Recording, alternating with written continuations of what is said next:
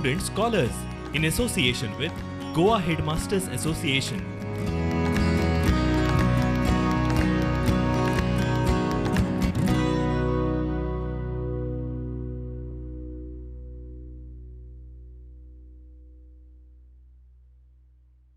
Welcome back, students, for the second session of the chapter Sectors of the Indian Economy.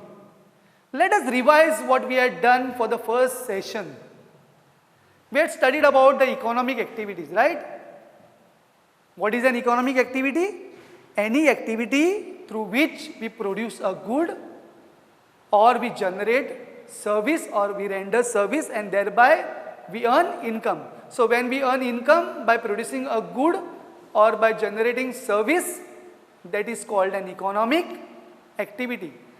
And we tried to classify these economic activities into different sectors.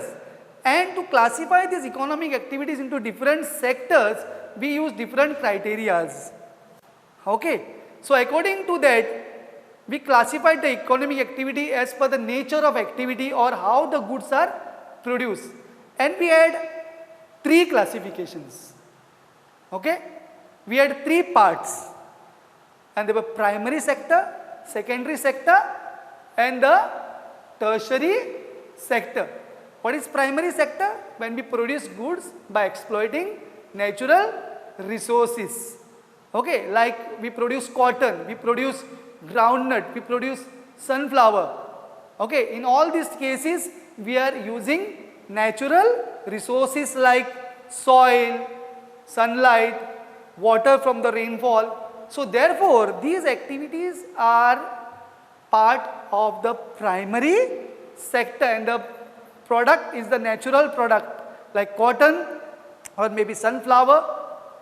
Okay, and these products form the base for all other products which are subsequently made. Therefore they are called primary. That is what we had seen. And primary sector is also called agriculture and related sector. Then secondary sector where we convert the natural product in a different form and we produce another product of higher value, and this sector is called the industrial sector or the secondary sector. Then we had the tertiary sector which provides services and supports the primary and the secondary sector. Therefore it is called the service sector because it generates only services and doesn't produce any goods. Now all these three sectors are interdependent on each other. They are interdependent on each other. And we also saw that in each sector goods and services are produced and we take the final value, that is we take the final value of the product to calculate the total production of that particular sector. So we take values of all the products which are manufactured in a particular sector and we calculate how much it has produced in a year. So likewise we have seen production in different sectors, okay, like primary sector, secondary sector and the tertiary sector. We also saw how the GDP is calculated. And what is GDP? The sum value of goods and services produced in all three sectors of the economy in a particular year. That gives us the GDP. We have also seen how GDP is calculated. It is calculated by a ministry in the central government in association with the state government and the union territories, where the government departments of the state government and the union territories assist the central government in calculating the GDP. We also compared the three sectors and we saw which sector was more dominant at a particular point of time. And we came to a conclusion that in 2003 the tertiary sector was the most important sector as far as value or the production is concerned. The tertiary sector was the most dominating or the rising or the important sector in the Indian economy, and today also it is the most important producing sector in the Indian economy. We also saw what is underemployment, and we saw different ways through which we can generate more employment in the rural areas, okay, by constructing dams, by constructing canals, okay, by improving the agricultural infrastructure, by developing rural roads, storage facilities for the farmers so they can store their products and sell it when the prices are high in the market, and how the government can help the farmers by providing them cheap credit or loans at a very low rate of interest so that they can increase their income, as well as we can generate more employment in the rural areas. We also saw in semi-rural areas, if we can start processing industries, or we can start honey collection centers, or we can develop, let us say, tourism in a particular area, or a regional handicraft industry, so we can generate more employment. We also saw that government introduced a very important scheme. It is also known as right to work, that is National Rural Employment Guaranteed Act 2005, which is providing livelihood to large number of people, okay, which is assuring 100 days employment to the people, and if that employment is not provided to them, then the government pays them unemployment allowance. And at the same time, this scheme is also developing the agricultural land which is available in our country, so that we can increase employment and improve our agriculture. So we can classify economic activities in different ways. We saw the first classification according to the nature of activity. Now we will go to the second classification, okay, and that is condition of employment, or how people are employed, the way people are employed and the condition of their work. According to this, we can classify the sectors into two types. One is organized sector and the second is the unorganized sector. Now, Kamal works in an office.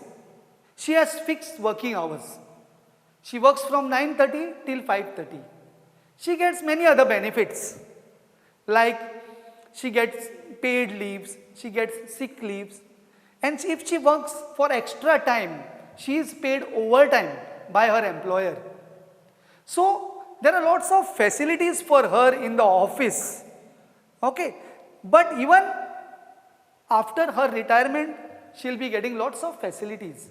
That is, she will be getting pension, okay, at the time of retirement she will get gratuity, okay, she also has provident fund.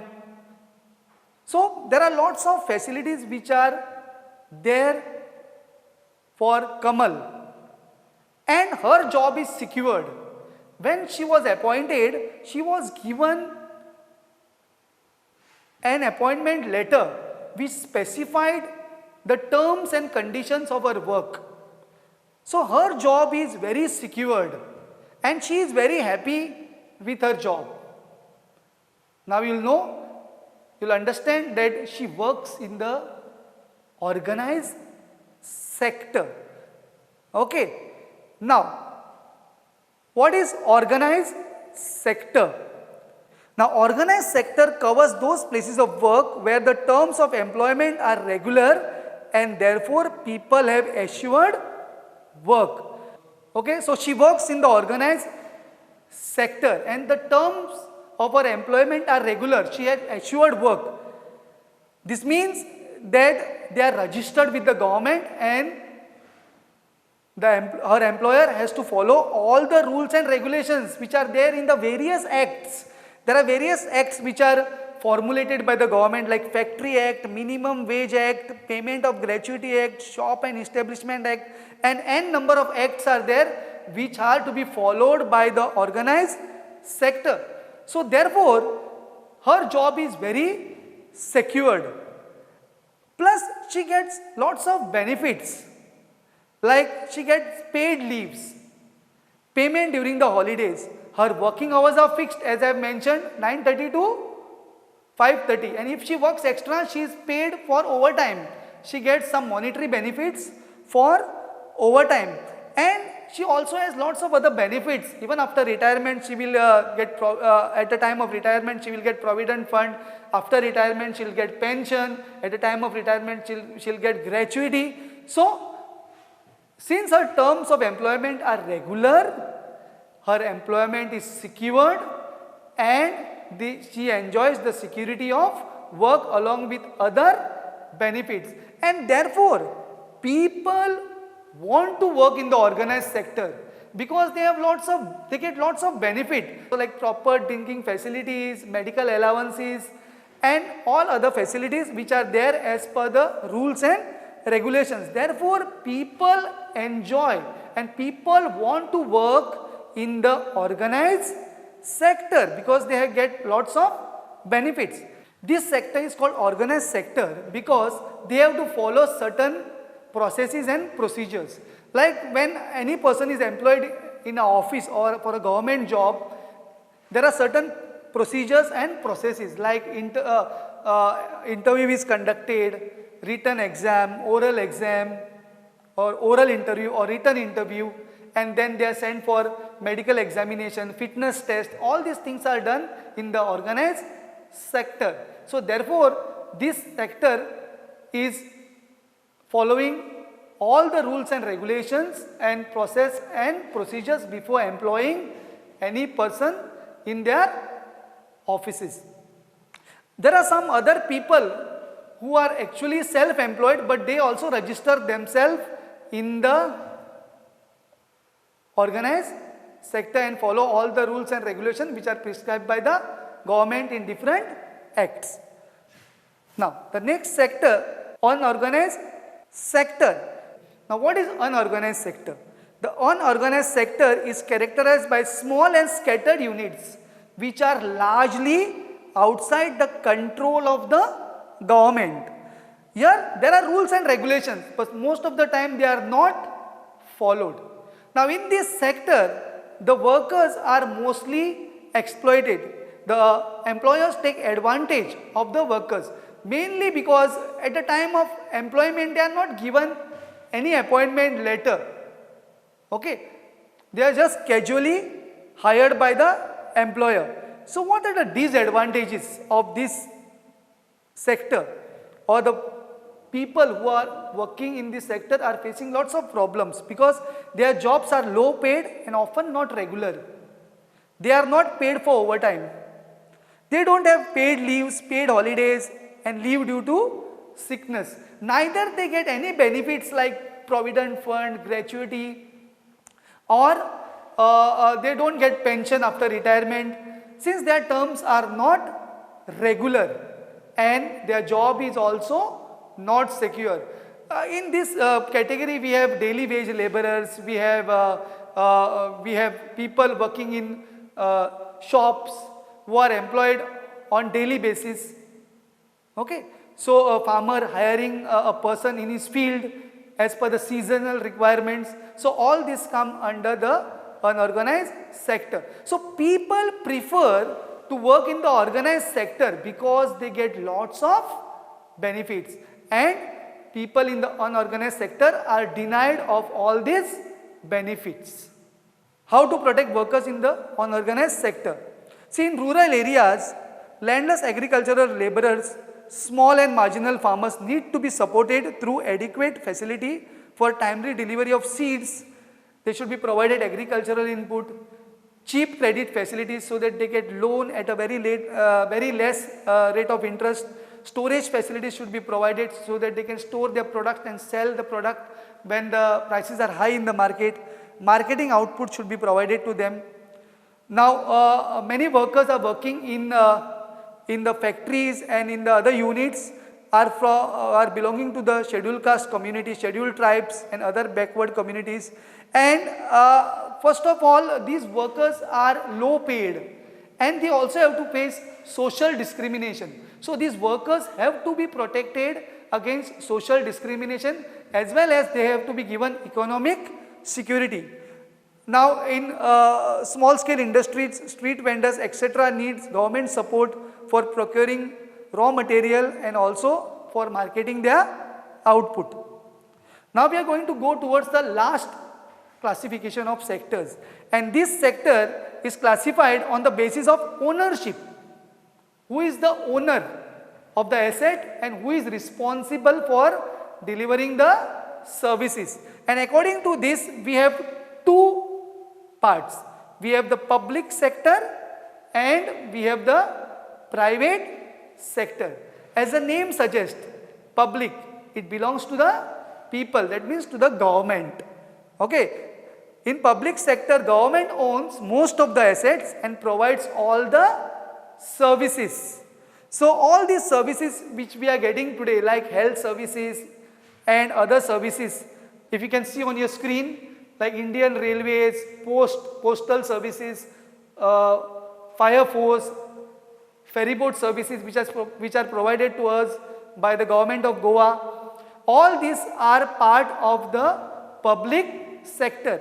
And the main aim of the public sector is to provide services to the people, okay, and they provide these services to the people from the money which is collected from the taxes and other sources.